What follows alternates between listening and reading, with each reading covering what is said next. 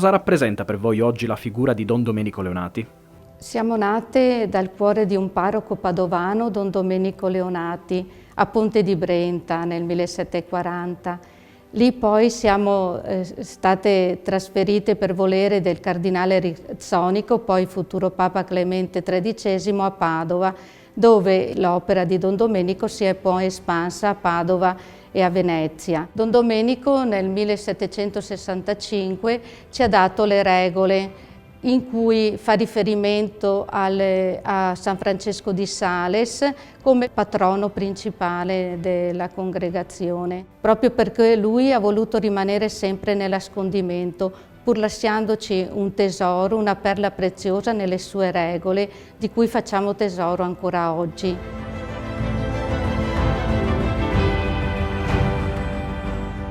La spiritualità, ecco, è quella proprio della mitezza e dell'umiltà di Gesù, che si nota anche nel nostro essere tra la gente, tra i poveri, tra le persone che incontriamo ogni giorno. L'Istituto ha subito varie realtà, varie vicissitudini, in particolare nel tempo la soppressione. Una Vergine di Vanzo, Madre Pasqua Sandrini, attorno a sé ha riunito alcune Vergini di Vanzo, è ritornata con il ripristino a Santa Croce, dove siamo tuttora nella casa madre. Di lì poco a poco si è espansa anche in Padova e in tutta Italia. Poi pian piano nel 1911 abbiamo avuto il decreto di lode e siamo diventate di diritto pontificio. Di qui più avanti ci siamo espanse anche fuori dell'Italia e nelle missioni, cominciando in primo momento in Etiopia, dove sono partite 16 sorelle, tra cui Suor Liduina, diventata beata nel 2022, rimasta sepolta a Dire d'Agua per un male incurabile. Le sorelle nel 1942 sono ritornate lasciandola lì. Nel 1961 due sorelle sono andate a riprendere i resti mortali che tuttora sono nella cappella della Beata Liduina adiacente alla casa madre.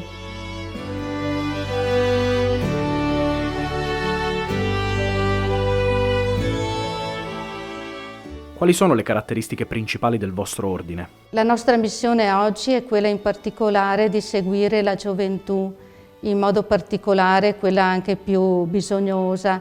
In Italia infatti ci troviamo nelle scuole, in case famiglia, ecco, nell'attenzione anche verso i poveri. Una caratteristica delle Salesi è proprio l'accoglienza, l'essere accoglienti. Questo lo viviamo e lo teniamo proprio anche in tutte le nostre case e anche nelle missioni dove, ecco, abbiamo iniziato dopo la pausa dell'Etiopia, abbiamo iniziato nel 1963.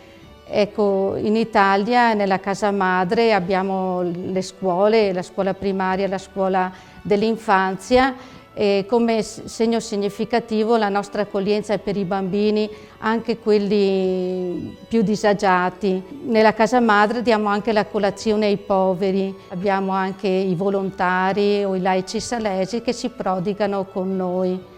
Il nostro spirito e lo spirito che ci ha lasciato Don Domenico è proprio vivo dentro di noi, lo sentiamo, ecco, nel nostro rapporto con le persone, nella nostra prossimità, nella nostra vicinanza, anche e soprattutto verso chi ha bisogno di qualcosa. Infatti Don Domenico teneva molto alla centralità, ecco, della persona, l'essere vicino, il prendersi cura.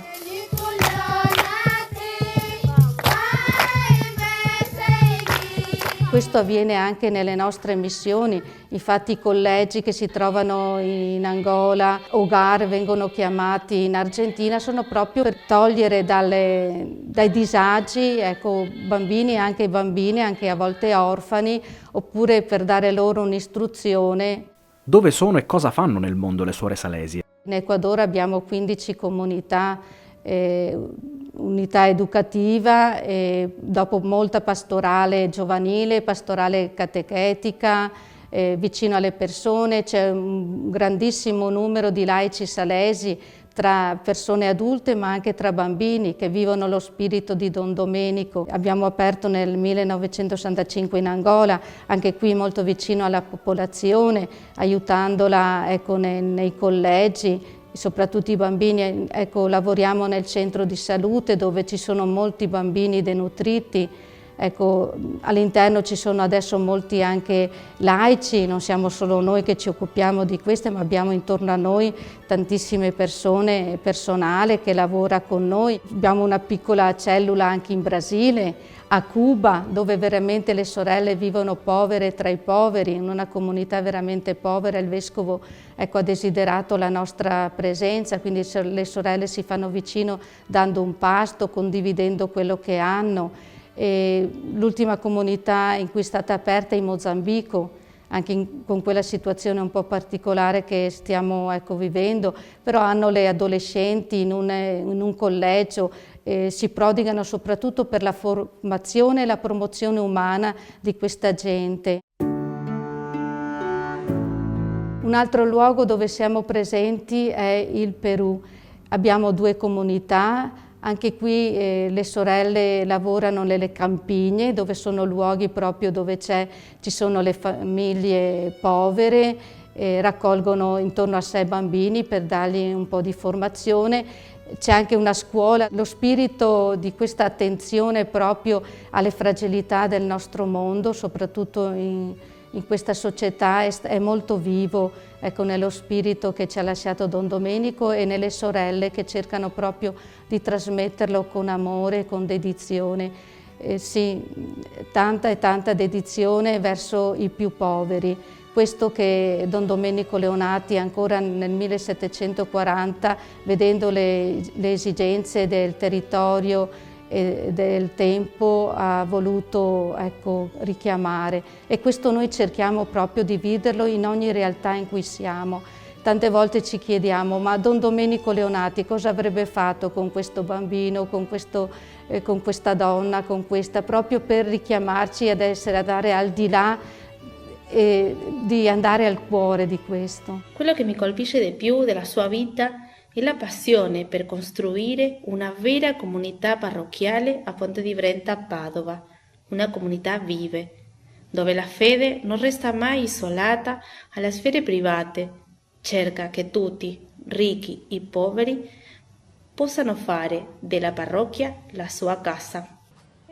Io penso che la vita di Don Domenico oggi si fa presente nelle nostre attività, soprattutto in quelle che hanno una speciale rilevanza nella vita dei bambini, che cerchiamo di accompagnare la sua crescita in maniera integrale.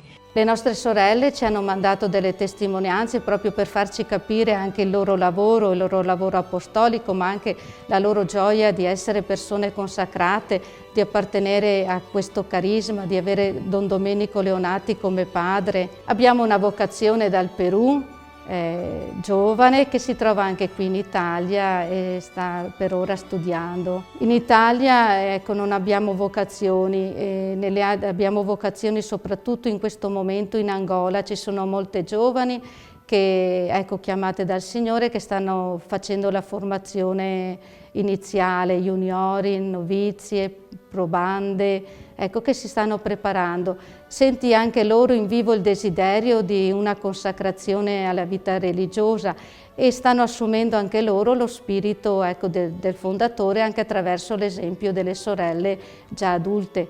Presenze italiane nella missione si stanno diradando anche per l'età, però le sorelle del luogo stanno proprio ecco, assumendo loro ecco, il carisma salesio e portando avanti con molta gioia.